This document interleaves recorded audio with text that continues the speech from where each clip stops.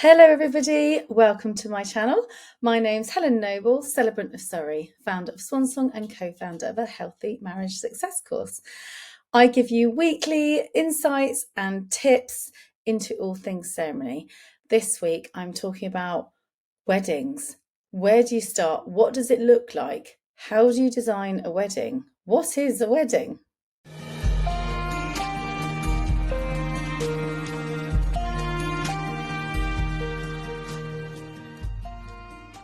So, a wedding is a ceremony that celebrates a marriage. You don't have to get married at your wedding. Marriage and wedding are two separate things. A registrar will marry you, a vicar can marry you. Neither of them need to do a wedding. So I am an independent celebrant and I am not legally binding. I am 100% ceremonial. So my couples tend to get married the week of the wedding. So I'm in Surrey. They tend to get married at Weybridge on the Wednesday morning of the weekend wedding, for example. Some people have the advantage of time and they have got married a year and a day ahead of their wedding, because back in the day, thinking Elizabeth I sort of day, you were betrothed and you gave your word, and a year and a day later, you tied the knot. You committed 100%. So you had your wedding. Having given your word, you had your wedding. So you'd have your marriage, you'd have your wedding. And what a wedding looks like does slightly depend if you're getting married at your wedding, but by a smidgen, i.e., behaviourally, it might mean you have, actually, not by a smidgen, there is a massive difference. And the massive difference is you have control if you're not getting married at your wedding. You have, you can handpick who it is taking your wedding, because you're not reliant on whoever's church you're in, that it's that vicar or that priest that's rotated on for that day at church, or wherever you want to get married. And you're not relying on the council rotating on which civil servant registrar is on duty at that venue on that day. So there is actually a massive difference between getting married and having your wedding. And the main two are control and the words. You have creative control as well as choice control. In a celebrant-led wedding, one by me, for example, you have creative control over everything. I will create it and then present it like, ta-da, might have a read through, we would definitely have a rehearsal, and we can get it bang on so that it's right. But where do you start? What does it look like? It might be you're the first of your gang to get married. It might be you don't know any other people that have been proposed to yet, and you haven't actually ever been to a wedding, and now you've been proposed to, and now you've got to a wedding plan, and you're like, I don't really know what I'm aiming for. So, you go back to watching films. So I know, and I totally understand what a blank canvas can be. And I get that it can be a two-sided blessing. It can be like, whoopee, we've got a blank canvas, we can do what we like. And it can be, oh my God, that's a big empty blank canvas. What do we do and how do we start? So my background is in theatre. I was around some incredible script writers and just witnessed the most amazing shows. And I got such an incredible insight into pace and script writing. And pace is key. I also grew up in the church and have been to zillions of weddings, as a singer, as a bell ringer, as a guest, as a bride.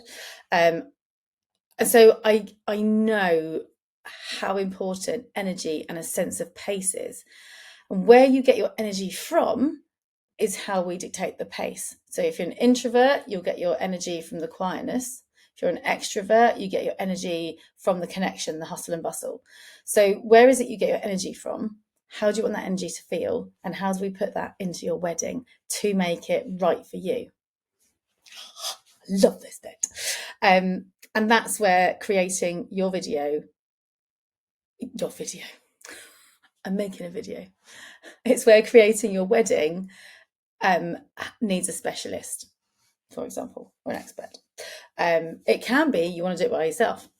That's absolutely fine. I do actually do a script writing service, so you can pick my brains, get my words, but then have someone else deliver it. But also delivering it is a skill in itself. But we're not talking about that today. We're talking about what does a wedding look like? And for me, it is about the pace and the energy. I shouldn't think people are aiming for a pleasantly forgettable wedding. I shouldn't think people are aiming for a long, drawn out, when is it over? When is the food here? I've got distracted, not listening to anything kind of wedding. I should imagine people are aiming for, that was lovely. Oh, how nice was that? I'm really enjoying this. What a pleasant surprise. Oh my God, I love this wedding.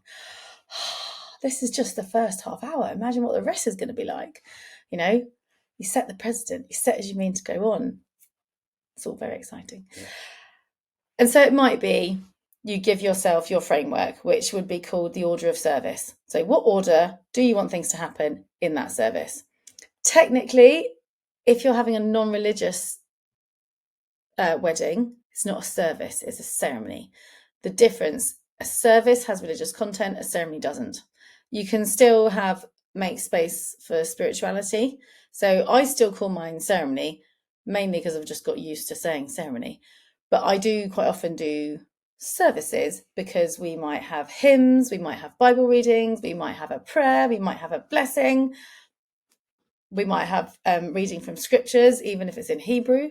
So it might be a wedding service, but I've just got into the habit of calling them wedding ceremonies because it just gives you more choice.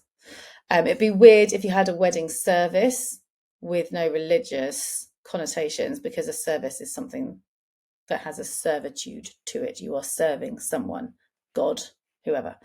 So I just call them wedding ceremony because it's simpler.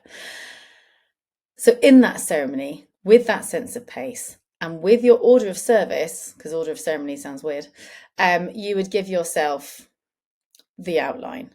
And that might look something like this.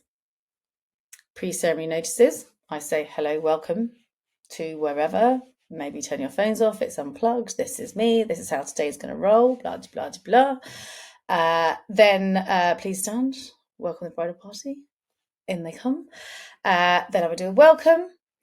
Then it might be we go into the story straight away. Well, here we are. Find ourselves here. How did that happen? Well, 7 years ago. Blah, blah, blah, blah. Or it might be we set the tone with a reading and go, our first reading encapsulates yada, yada, yada. Or, you know, I'd introduce the first reader, why you might have picked that reader, why you might have picked that reading.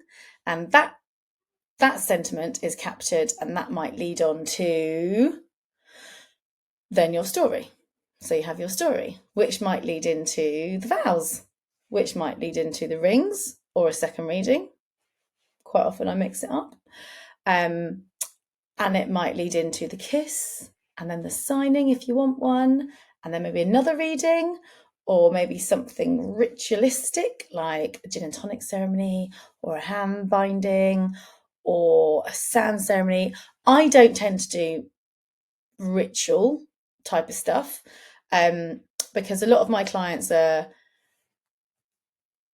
kind of used to an Anglican upbringing or an international upbringing, and they're having a wedding in a whole other country, in a whole different culture at a whole nother time. And actually they're coming to me for the quintessentially English wedding. So if you're thinking quintessentially English wedding with a lot of personalities, and we can tell your stories, all those stories, a bit of banter if you want banter, but energy and flow and structure, that's what the weddings I take tend to look like. So pre-ceremony, in you come, welcome, possibly your story, first reading, then possibly your story, makes it up, vows, rings, kiss, signing, or another reading, or a bit more story, or a group number. If you've got, I do quite a lot of thespians, so it might be there's a flash dance or there's a group reading or there's speeches, because quite often people want the ceremony to be just the ceremonial bit and then the rest of the day is party. So during the ceremony, we have all the speeches. So then the ceremony is a bit longer. The ceremony is like 50 minutes. Because we have the father of the bride do the speech, we might have the best man only do a bit of a speech later. But you can put the speeches in the ceremony. It does make the ceremony longer. And that's not your standard general thing. But it is an option, and it's what we do when people are like, oh, we've got quite a festival feel, we just want it to be this, that and the other, but the ceremony is the bit of the wedding and the rest of it is party. So that's how I would tweak it and get it bespoke to your energy and what you want it to be like. And then it's nice to end on a high, so put your hands together for Mrs. and Mrs., Mr. and Mrs., Mr., the happy couple, your names, however you want to get presented. I don't present you as I don't do it, so I can't even think of the words. What does the registrar say? I guess, may I present to you the newlyweds? I suppose, I don't know, but I don't say the stuff that I'm not allowed to say. I can't even think what it is because I don't say it. Presentation. Oh, announce. I now proclaim. It's a proclamation. I don't proclaim you husband and wife or proclaim you husband, because I'm not the proclaimer. That is the law and the change of your status in society in the paperwork. That's a proclamation. I don't do that. I announce and present. Put your hands together for the happy couple. So that's how, and then everyone goes, woo! And it might be you do the confetti on the way down the aisle. It might be everyone follows you out, you keep going and we all do the confetti then. It might be you go down the aisle, you disappear off, and then we shepherd the cats and get everyone into a confetti line and ready for you to come back to us. So there are tweaks. There are bespoke angles, there are things we can put in, there are things we can take out, there are extra readings. I was talking to a couple today and I was saying, I do seem to attract a lot of English teachers or writers or authors or comms, people that are just writing a lot, because words are important to them. So having your wedding in your words is a really high value. And rather than put your budget money in, I don't know, something else like favours or something, you've got to actually know, do you know what? We really value words and communication and we want the script to be bang on. So now I've said it out loud, that's really obvious why I attract the people who love words, because the words are the important, because at a wedding, you're giving your word. At the marriage, you are absolutely giving your word and you're signing a bit of contract paper to absolutely say you're giving your word. But that is essentially me filling in your blank page, and then we can tweak and move and do all the stuff to make it absolutely 100% what you want, the energy that you want to feel, the way you want people to come in, get transformed and go out. It's that transformation of, oh, wonder what, to, oh my God, that was amazing. So it's, the wedding's a real transformation. It's a fabulous thing to do. So any of you thinking of proposing this summer, because we are in July and some holidays are officially starting from the schools type thing. So if you're teachers, if you're in that industry where you work in academic years, you are full on in summer holidays now and proposals start happening. So just giving you a heads up in case your worry of a proposal is that you're not going to be preparing for marriage, you're going to go straight into wedding planning. And it's absolutely fine to go straight into wedding planning as long as you take time to remember that you are preparing for marriage. But with me as your celebrant, we do that as part of the design journey, because that's what you're aiming for. You're aiming for your wedding to be the front page of your marriage and get your message across. So remember to hit the bell, subscribe, let me know your thoughts in the comments, and I will see you next week. Lots of love. Take care. Bye for now.